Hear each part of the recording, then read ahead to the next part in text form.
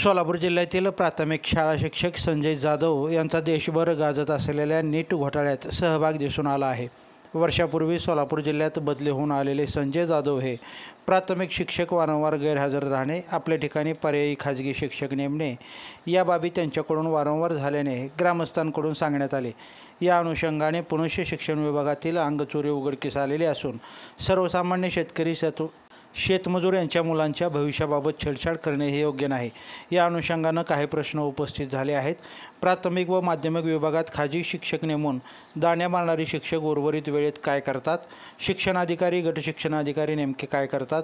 नेमणुकीच्या ठिकाणी शिक्षक राहतात का? नेमणूक असलेले शिक्षक वर्गावरती असतात का?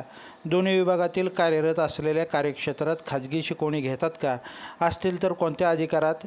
सोयीच्या नेमणुकीकरता तसेच आंतरजिल्हा बदलीकरता जोडलेली कागदपत्रे, उदाहरणार्थ मेडिकल सर्टिफिकेट, आंतरदाखले, कौटुंबिक कारणे याची उलट तपासणी व्हावी। सर्रासपणे खोट्या कागदपत्रांचा वापर करून बदली करून घेणे हे प्रकार दिसून येतात। हजेरी पुस्तक, दप्तर तपासणी, विद्यार्थ्यांच्या, ग्रामस्थांच्या प्रतिक्रिया इत्यादी बाबींची तपासणी व्हावी असे निवेदन मनीषा आवाळे, मुख्य कार्यकारी अधिकारी, जिल्हा परिषद सोलापूर यांच्याकडे निवेदन देऊन केले आहे। सदरचे निवेदन स्मिता पाटील, उपमुख्य कार्यकारी अधिकारी यांनी स्वीकारले असून जिल्हा प्रशासनाने तात्काळ जिल्ह्यातील प्राथमिक व माध्यमिक शाळांची तपासणी करावी। संजय जाधव यांच्यासारखे प्रकार निदर्शनास आल्यास आणि त्यामध्ये जे दोषी असतील त्यांच्यावर कारवाई करावी, अन्यथा संभाजी ब्रिगेडच्या वतीने जिल्हा स्तरावर आंदोलन करण्यात येईल असा इशारा संभाजी ब्रिगेडचे पंढरपूर विभागाचे जिल्हाध्यक्ष सचिन जगताप यांनी दिला आहे। काय म्हणालेत या संदर्भात सचिन जगताप, पाहूयात। नमस्कार, मी सचिन जगताप, जिल्हाध्यक्ष संभाजी ब्रिगेड सोलापूर।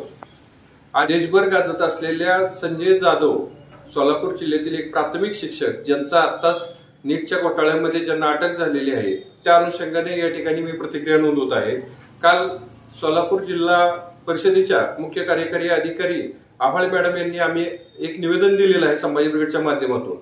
संजय जाधव हे 2023 ला सोलापूर जिल्ह्यामध्ये रुजू झाल्यानंतर त्यांचं वारंवार ते शाळेवरती गैरहजर राहणे किंवा पोट शिक्षक नेमून त्या ठिकाणी आपली सेवा बजावत होते, ते कोणत्या अधिकारातून बजावत होते हे या ठिकाणी एकही शिक्षणाधिकारी, गट शिक्षणाधिकारी सांगू शकलेले नाहीत। या संजय जाधवांच्या या नीटच्या घोटाळ्याच्या प्रकरणामध्ये सोलापूर जिल्ह्यातले इतर काही शिक्षक आहेत का?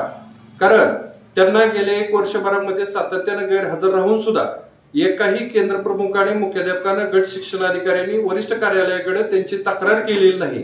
याचा अर्थ त्यांचा त्या सगळ्या गोष्टींमध्ये, नीटच्या घोटाळ्यामध्ये त्यांचा समावेश आहे का याची प्रशासनानं सखोल अशी चौकशी करावी आणि सोलापूर जिल्ह्यामध्ये जे काही प्राथमिक शाळा, माध्यमिक शाळा आहेत त्याच्यामध्ये असे पोट शिक्षक नेमून जर शिक्षक इतर काही उपद्व्याप करत असतील तर ह्याची काल आम्ही एक निवेदन दिलेलं आहे की 8 दिवसामध्ये सखोल अशी चौकशी व्हावी आणि त्या चौकशीमध्ये असे कोणी दिसून आल्यास भविष्यामधले संजय जाधव जर कोण असतील तर त्यांच्यावरती तत्काळ कारवाई व्हावी अशा पद्धतीची मागणी आम्ही काल संभाजी ब्रिगेडच्या माध्यमातून केलेली आहे। अन्यथा या लोकांना पाठीशी घालणाऱ्या सर्व प्रशासनाच्या विरोधामध्ये संभाजी ब्रिगेड आंदोलन करेल।